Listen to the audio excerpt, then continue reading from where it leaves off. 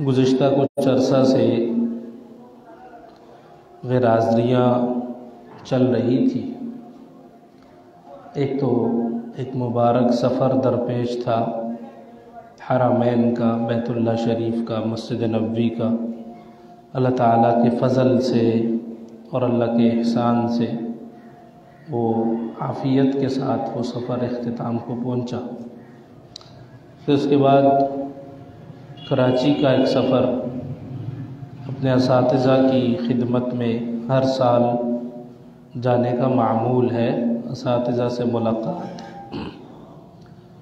उस्तादों से मिलकर, उनको देखकर, उनकी गुफ्तगू सुनकर, उनके सामने अपनी कुछ कारगुजारी रख कर आइंदा 1 साल के लिए, 1.5 साल के लिए, कुछ अरसे के लिए ईमान के अंदर अल्लाह ताला नए सिरे से चार्जिंग भर देता है कि बुज़ुर्ग हस्तियों से मुलाकात हो जाती है। अल्लाह और अल्लाह के रसूल के लिए काम करने वाले लोगों के लिए उनकी सोहबत मिल जाती है कुछ वक्त के लिए, तो उससे अल्लाह ताला दीन के काम के अंदर भी निखार पैदा फरमाता है और अल्लाह ताला ज़िंदगी में, दुनियावी ज़िंदगी के अंदर भी बरकतें नसीब फरमा देता है। तो इसलिए गुज़श्ता जुमा उस सिलसिले के अंदर कराची का सफ़र दरपेश था। अल्हम्दुलिल्लाह असातिज़ा से मुलाकात हुई, उनकी दुआएं ली, उनके सामने कुछ अपनी गुजारिशात रखी, कुछ उसका हल तलब किया। अपने दुनिया में पेश आने वाले दीनी हवाले से जो मसाइल हैं, तो अल्हम्दुलिल्लाह ये अपनी ईमान की चार्जिंग के लिए ये असबार है। और इंसान को अपनी ज़िंदगी के अंदर अपने बातनी इस्लाह के लिए, अपने ईमान की बढ़ोतरी के लिए, चाहे किसी भी दर्जे में आप हों, किसी बुज़ुर्ग के साथ, उलमा के साथ, सुलहा के साथ ऐसा क़ल्बी और दिली लगाव होना चाहिए, उनके साथ ताल्लुक़ होना चाहिए कि जब हम उनसे मिलें तो ईमान ताज़ा हो जाए। जब उनसे मुलाकात हो तो ईमान ताज़ा हो जाए, आमाल के अंदर दिल लगने लगे, आमाल करने का ज़ौक़ पैदा हो जाए, शौक़ पैदा हो जाए।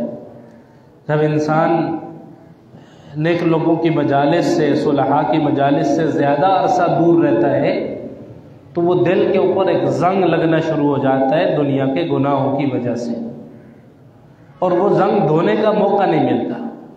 हदीस शरीफ के अंदर आता है, रसूलुल्लाह सल्लल्लाहु अलैहि वसल्लम ने फरमाया कि जब कोई आदमी एक गुनाह करता है तो उसके दिल पर एक काला धब्बा लगा दिया जाता है। अगर वो तौबा कर ले तो अल्लाह ताला उसको मिटा देते, और अगर तौबा न करे तो दूसरा काला धब्बा लगा दिया जाता है जो उससे बड़ा होता है। और फिर फरमाया कि एक वक्त ऐसा आता है कि वो काला धब्बा बढ़ते बढ़ते बढ़ते बढ़ते इस शख्स का पूरा दिल काला हो जाता है, इसका पूरा दिल काला हो जाता है, और फिर उसके ऊपर कोई नेकी की बात असर नहीं करती, कोई कुरान की आयत असर नहीं करती, कोई चीज़ उसके ऊपर असर नहीं करती। हम सुबह शाम कुरान सुनते हैं, इमाम साहब के पीछे नमाज पढ़ते हैं, वो सुबह भी लंबी सूरत पढ़ता है, ईशा में भी पढ़ता है, असर मगरिब में भी पढ़ता है। क्या हमें समझ आती है कि वो कुरान की आयत पढ़ रहा है और हमें हमारे दिल के अंदर वो लग रही होती है, हमारे दिल के अंदर वो ज़ौक़ पैदा कर रही होती है, हमारे अंदर कोई जज्बा ईमान बढ़ा रही होती है? या जब अज़ान की आवाज़ हो तो वो अज़ान मस्जिद के स्पीकर से निकले और मेरे कान में ऐसी टकराए कि मेरा दिल बदल जाए? ऐसा कहीं होता है? मेरे ख्याल में तो ऐसा नहीं होता। और अगर ऐसा नहीं होता तो फिर हमें अपने दिलों की सफाई की बहुत अशद ज़रूरत है। हमारे दिल जंग आलूद हो चुके हैं, हमारे दिलों के अंदर दुनिया और दुनिया की मोहब्बत बैठ गई, उसको निकालने की ज़रूरत है। उसके लिए सुलहा उलमा की मजालिस के अंदर जाकर मुजाहिदे करने की ज़रूरत है। मुजाहिदा किस अंदाज का? अपनी सफाई की तलब किस अंदाज की? वो अंदाज जो सहाबा इकराम रिज़वानुल्लाह अलैहिम अजमईन ने अपनाया। सहाबा इकराम ने जो अंदाज अपनाया, उस अंदाज की सफाई की ज़रूरत है। फरमाया, सैयदना अबू हुरैरा फरमाते हैं, उनकी रिवायत है कि हम एक दिन बैठे हुए थे कि नबी करीम सल्लल्लाहु अलैहि वसल्लम उठकर चले गए और तशरीफ नहीं लाए। अब दिल के सुकून का अंदाजा लगाइए कि वो दिल का सुकून कहाँ तलाश करते हैं, वो अपने दिल का तज़किया किस अंदाज में करते हैं। अल्लाह की चुनिंदा जमाअत है, अल्लाह के तरफ से उनका इंतखाब किया गया है नबी पाक सल्लल्लाहु अलैहि वसल्लम के लिए कि ये आपके साथी हैं, ये आपके साथी हैं। इन्होंने दुनिया में असहाब का, ये आपके सहाबा हैं। लेकिन फरमाते हैं कि नबी करीम सल्लल्लाहु अलैहि वसल्लम वापस तशरीफ नहीं लाए, काफ़ी देर हो गई, तो हम सब के दरमियान, हमारे सब में एक खलश पैदा हो गई कि रसूलुल्लाह पता नहीं कहाँ चले। काश रसूलुल्लाह आ जाएं और हमें उनकी मजलिस नसीब हो जाए, दो चार दीन की बातें फरमा दे तो ताकि हमारे दिल का जो ईमान की हालत है वो तब्दील हो जाए। तो फरमाया कि सबसे पहला आदमी जो इस चीज़ की तरफ मुतवज्जे हुआ वो हज़रत अबू हुरैरा फरमाते हैं मैं था। हज़रत अबू हुरैरा फरमाते हैं कि रसूलुल्लाह की तलाश के लिए सबसे पहले जो निकला वो मैं था। आगे तफसीली हदीस है, लेकिन मेरा मुद्दा ये है, इतनी सी बात, कि अपने दिल की हालत को तब्दील करने की फिक्र उस अंदाज की होनी चाहिए, अपनी पाकीज़गी और सफाई की फिक्र उस अंदाज की होनी चाहिए कि हज़रत माइज़ असलमी रज़ियल्लाहु ताला नबी अलैहिस्सलाम के सहाबी हैं और आपसे ज़िना सरज़द हो गया, ज़िना का फेल सरज़द हो गया। एक सहाबी है 1,24,000 कमोबेश साहबा में से, मर्दों में से, कि ज़िना का फेल सरज़द हुआ और फिर जनाब रसूलुल्लाह सल्लल्लाहु अलैहि वसल्लम के पास खुद हाजिर हो गए, खुद आकर फरमाया कि या रसूलल्लाह मुझसे ये गुनाह हो गया है, मैं इसकी पाकीज़गी चाहता हूँ, मैं चाहता हूँ कि आप मेरे ऊपर सज़ा नाफिज करें और मुझे पाकीज़ा फरमाते। आप अंदाज़ा लगाते कि अपनी पाकीज़गी की फिक्र किस अंदाज में। पता है कि पत्थर मारे जाएंगे, रजम किया जाएगा, मर जाऊंगा, मैं इस दुनिया से चला जाऊंगा, ख़त्म हो जाऊंगा और सख्त तरीन मौत होगी। कि अचानक कोई आदमी मर जाए तो वो एक अलग बात, इतने पत्थर मार मार मार मार के उसको मार दिया जाए और खुद वो अपने आप को पेश कर रहा हो कि मुझे पत्थर मारो आकर, तो ऐसा दुनिया के अंदर कहाँ मिलता है? ऐसे लोग दुनिया में कहाँ मिलते हैं? लेकिन अल्लाह ताला ने दुनिया के सामने क़यामत तक आने वाले मुसलमानों और इंसानों के सामने एक मिसाल पेश फरमा दी, कामयाब वही है जो अपनी पाकीज़गी की फिक्र करके इस दुनिया में रहेगा और इस दुनिया से जाएगा। क़द अफ़लह मन तज़क्का, क़द अफ़लह मन तज़क्का, कामयाब वही है जो अपनी पाकीज़गी की फिक्र करेगा, अपने दिल की, अपने जिस्म की, अपने आमाल की, अपने बातिन आमाल की, अपने ज़ाहिरी आमाल की, उनके अंदर इस्लाह लाएगा, उनकी फिक्र करेगा, उस जुस्तजू में रहेगा, उसके दिल में तलब होगी, उसके दिल में तड़प होगी कि मेरे अमाल इस काबिल हो जाए कि अल्लाह ताला को पसंद आ जाए, मेरी नमाज इस काबिल हो जाए कि अल्लाह को पसंद आ जाए, मेरा रोज़ा, ज़कात, हज, ये सारे इस काबिल हो जाएं कि मेरे अल्लाह को पसंद आ जाए। और याद रखें, ये मुमकिन है दुनिया के अंदर रहते हुए नेक लोगों की मजालिस को इख्तियार करना, और खुसूसी तौर पर आप हज़रात जो हमारे कुर्ब जवार के लोग वाबस्ता हैं, जिनका उठना बैठना बाजार के अंदर है, याद रखें इनको तो इस्लाह की बहुत ज्यादा जरूरत है। वजह क्या है? वजह ये नहीं कि कोई बहुत गुनाहगार लोग हैं, अल्लाह माफ फरमाए, कोई बदजनी नहीं है। अगर मैं भी इसी तरह बाजार के अंदर बैठने वाला हूं तो मुझे भी बहुत ज्यादा इस्लाह की जरूरत है, मुझे भी मजालिस के अंदर कसरत से शिरकत की जरूरत है, अल्लाह और अल्लाह के रसूल का पैगाम सुनने और समझने की कसरत से जरूरत है। वजह क्या है? नबी करीम सल्लल्लाहु अलैहि वसल्लम ने फरमाया, अहब्बुल बिलाद इलल्लाहि मसाजिदुहा अल्लाह के नजदीक सबसे महबूब तरीन जगह मस्जिदें हैं। वह अबगदुल बिलाद इलल्लाहि अस्वाकुहा, कि अल्लाह के नजदीक सबसे मबगूज तरीन जगह, जिस जगह पर अल्लाह का गुस्सा नाजिल होता है, फरमाया वो बाजार है, वो बाजार है। अब जिस आदमी का उठना बैठना सोना जागना रहन सहन कारोबार तिजारत मईशत सब कुछ बाजार के अंदर है, उसको कितनी फिक्र करनी चाहिए अपने ईमान की कि मैं तो रहता ही उस जगह पर हूं भाई जहां पर अल्लाह का गजब नाजिल होता है। मैं अक्सर ये वाकया और हदीस सुनाया करता हूं नबी करीम सल्लल्लाहु अलैहि वसल्लम की। आप अलैहिस्सलाम ने एक मौका पर पड़ाव फरमाया और फरमाया कौन है जो सुबह नमाज के लिए बेदार करेगा, कौन है जो सुबह नमाज के लिए बेदार करेगा। तो एक हज़रत बिलाल ने फरमाया कि मैं जगाऊंगा। नबी करीम सल्लल्लाहु अलैहि वसल्लम आराम फरमाओगे, साहबा सो गए। हज़रत बिलाल उसकी तरफ सूरज जहां से तुलू होना है, सुबह की रोशनी जहां से तुलू होती है, वहां तवज्जो लगा करके बैठ गए, चाको चौबंद होकर। लेकिन उनकी नींद गालिब आ गई और वो सो गए, और आंख तब खुली जब उनके चेहरों के ऊपर सूरज की शुआएं पड़ी।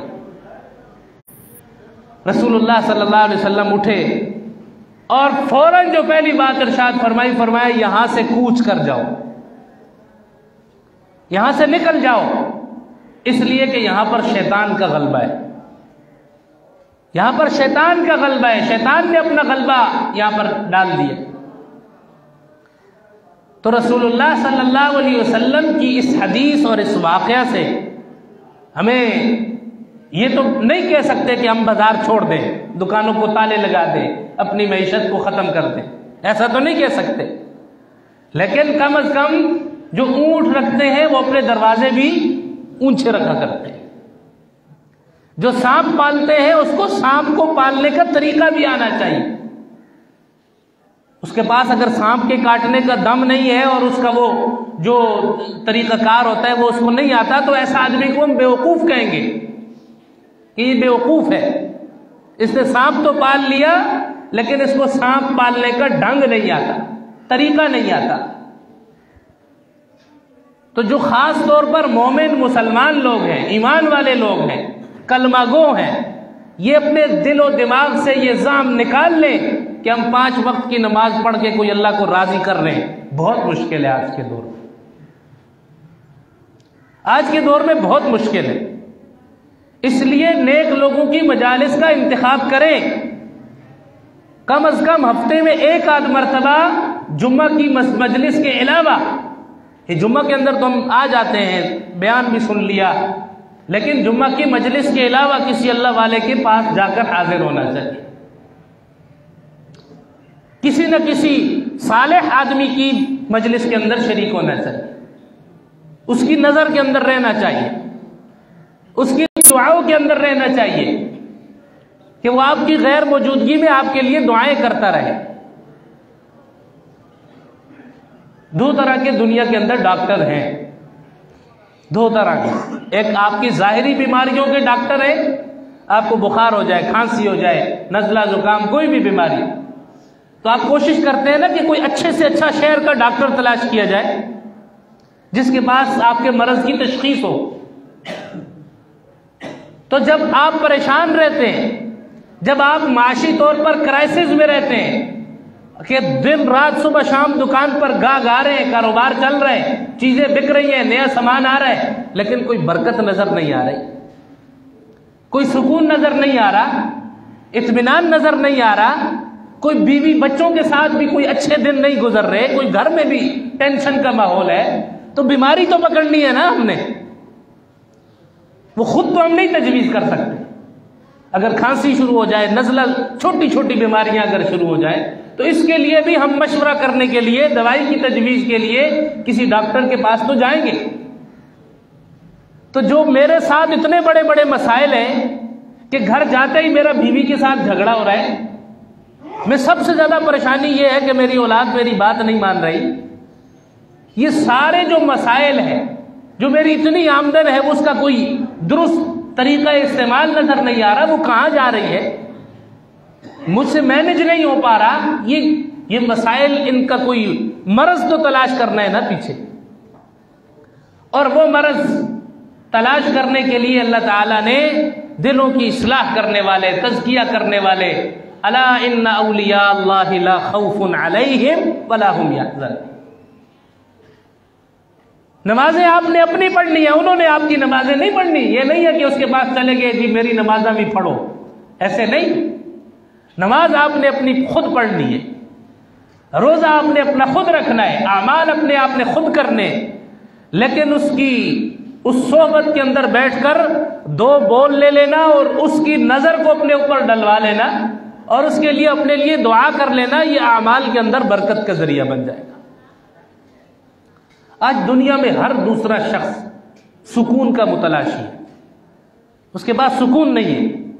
आप तजर्बा कर लें, पूरे बाजार में एक दिन घूमें, पूरे बाजार में इस कोने से लेकर उस कोने तक, अगर एक शख्स भी आपको सुकून के अंदर नजर आ गया तो बहुत बड़ी बात है। हर दूसरे जुबान के ऊपर एक ही बात है कि जिंदगी के अंदर सुकून नहीं, इत्मीनान नहीं है, घर के अंदर मसाइल हैं, कारोबार के अंदर मसाइल हैं, औलादों की तालीम के मसाइल हैं, बच्चों के रिश्तों के मसाइल, ये सारे मसाइल। और सबसे बड़ी बात यह है कि सुकून के तलाश की कोशिश भी कोई नहीं कर रहा। सुकून उन चीजों में तलाश किया जा रहा है जिनमें सुकून अल्लाह ने रखा ही नहीं। हमने बादशाहतें हासिल करके देख लिया, उनमें सुकून नहीं। बादशाह वक्त का कह रहे हैं कि सुकून सिर्फ कब्र के अंदर है, तो इसका मतलब तो यह है ना कि वजीर आजम भी हो जाए तो वो सुकून में नहीं। हमने शहवत की आजादी देकर देख लिया लेकिन सुकून नहीं है। यूरोप के अंदर जाकर देख ले, ज़िना कितना आम है। कानूनी तौर पर दो मर्द और औरत मिलकर जो मर्जी अपनी इजाजत से अपनी मर्जी से करे, कोई रोक टोक नहीं सकता, उनके वालिदैन भी रोक नहीं सकते कि लड़की जवान होने के बाद अपने वालिद के सामने किसी गैर महरम मर्द को पकड़कर अपने घर अपने बिस्तर पर ले आए, उसके बाप के अंदर जुर्रत नहीं है कि वो उसको रोक सके। उन्होंने आजादी हासिल की है ना, लेकिन सुकून फिर भी कि हर 3 मिनट बाद अमेरिका के अंदर एक जिना बिल जबर होता है, जबरदस्ती का जिना किया जाए, जहां पर इतनी आजादी होने के बावजूद। तो सुकून तो फिर भी नहीं, जहां हर 1 मिनट के अंदर बहुत बड़ा कोई डाका डलता है, तो सुकून तो नहीं है। लोगों को मंशियात के अंदर लगाया गया, ये शराब है, ये चरस है और फलां है। किसी को सुकून के अंदर देखा? वक्ती सुकून और लज्जत मिल गई और फिर उसके बाद ये ऐसे ही है। उलमा ने लिखा है जैसे जब आदमी को अपने जिस्म पर खारिश आती है किसी बीमारी की वजह से, तो वो खारिश करता है तो वक्ती तौर पर तो उसको बहुत लज्जत आती है, लेकिन बाद में वो जख्म इतना बढ़ जाता है कि फिर उसको डॉक्टर कहते हैं कैंसर हो गया, इसकी टांग काटनी पड़ेगी। यही आलम है। जिन चीजों में हम सुकून तलाश कर रहे हैं उनमें ऐसा ही सुकून है जैसे खारिश से आपको सुकून मिलता है। और जब भी डॉक्टर के पास जाएंगे, डॉक्टर सबसे पहले ये कहेगा कि खारिश नहीं करनी। ये मरीज कहता है बेचारा डॉक्टर साहब आती इतनी है, क्या करूं? उसने कहा यही तो असल इलाज है इस चीज का, दवाइयां तो इलाज नहीं है।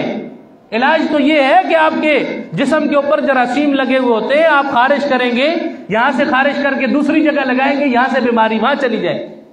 असल एहतियात तो ये है कि ये वाला जख्म तो दवाई से खत्म होगा, लेकिन जो यहां से मुंतकिल होकर दूसरी जगह जा रहा है वो तो दवाई से खत्म नहीं होगा।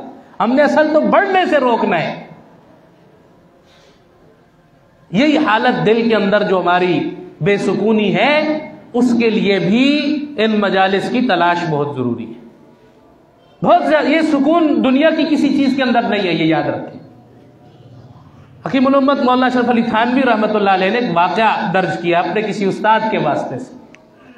फरमाते एक आदमी की मुलाकात हजरत खिज़र अलैहिस्सलाम से हुई, तो उसने उन दुआ का कहा हजरत खिज़र से कि मेरे लिए दुआ करें कि अल्लाह ताला मुझे जिंदगी के अंदर इतना दे दे कि मैं परेशान ना हो, मुझे हर जगह सुकून ही सुकून नजर आए। तो हजरत खिज़र ने उसको समझाया कि भाई ये दुनिया की चीजों के अंदर सुकून नहीं है, वक्ती फायदा और आराम एक अलग चीज है, लेकिन सुकून नहीं है बहरहाल। उसने फिर भी कहा कि नहीं जी मुझे चाहिए, आप मेरे लिए दुआ फरमाएं। तो हजरत खिज़र ने उसको 3 दिन का मौका दिया कि आप जाओ और तलाश करो अपने इस पूरे मुआशरे के अंदर जो आदमी आपको सबसे ज्यादा पुरसुकून नजर आए, मेरे सामने आकर उसका नाम ले लेना, मैं दुआ करूंगा अल्लाह तुम्हें वैसा कर देगा। तो वो शख्स कहता है कि मैं घूमा, सब इधर उधर घूमता रहा, फिरता रहा, बंदे देखता रहा, लेकिन किसी की जिंदगी में सुकून नहीं था। आखिर एक जोरी को, एक सुनार को, एक सोना बेचने वाले को देखा कि वो बड़ा उसके ठाट बाट है, बड़ी कोठी बंगला है और सब कुछ है उसके पास, नौकर चाकर है और बड़ी ऐशो इशरत की जिंदगी गुजार। तो कहा कि मैं दिल के अंदर ये ख्याल पैदा हुआ कि जाकर इससे पूछ तो लूं कि जो इतना कुछ है ये हासिल कैसे किया और इसके अंदर कितना सुकून महसूस होता है। जब इसने जाकर उसके सामने ऐसा कहा कि मैं असल में हज़रत खिज़र से अपने लिए दुआ करवाना चाहता हूं और मैं आप जैसा बनना चाहता हूं, तो कहा कि उस जोरी की आंखों से टपाटप आंसू बहने लगे। उसने कहा खुदा का वास्ता है मेरे जैसे मत होना। कहा क्यों? आपकी जिंदगी तो इतनी सुकूनों के अंदर है, इतनी ऐश और इशरत के अंदर है, ये नौकर चाकर ये सब कुछ। उसने कहा ये नौकर चाकर किसी काम के नहीं, इसलिए कि जवानी के अंदर मेरी बीवी बीमार हो गई, मेरे साथ मसला क्या है, बेसुकूनी की हालत क्या है। कहा कि मेरे साथ मसला ये है कि जवानी में मेरी बीवी बीमार हो गई, मरने के करीब हुई, तो उसने मुझे अपने पास बुला करके कहा कि मुझे लगता है मैं मरूंगा, तो मैं मरूंगी तो मेरे बाद तुम दूसरी शादी कर लोगे। कहता है मैंने उसको शुरू में तो बहुत समझाया कि नहीं करूंगा, लेकिन फिर उसने कहा कि मुझे यकीन नहीं है। तो उस हकीमुल उम्मत लिखते हैं कि उस शख्स ने बीवी को यकीन दिलाने के लिए अपना आला तनासुल कटवा दिया कि अब मैं मर्द ही नहीं रहा, तो अब तो तुम्हें यकीन हो गया होगा। उस औरत ने कहा जी मुझे यकीन हो, और अल्लाह का करना यह हुआ कि वो औरत अल्लाह ताला ने उसको सेहत दे दी, वो ठीक हो गई। वो शख्स कहता है वो जोरी जिसको उसने सुकून में देखा, उसने कहा अब मेरे सामने वही मेरी बीवी, मेरी औरत अपने इन्हीं नौकरों चाकरों को बुलाकर अपनी ख्वाहिश पूरी करती है और मैं कुछ नहीं कर सकता, मैं अपनी इज्जत बचाने के लिए कुछ नहीं कर सकता। और ये जो मेरी औलाद नजर आ रही है ये मेरी औलाद नहीं है, ये उन्हीं नौकरों चाकरों से औलाद है।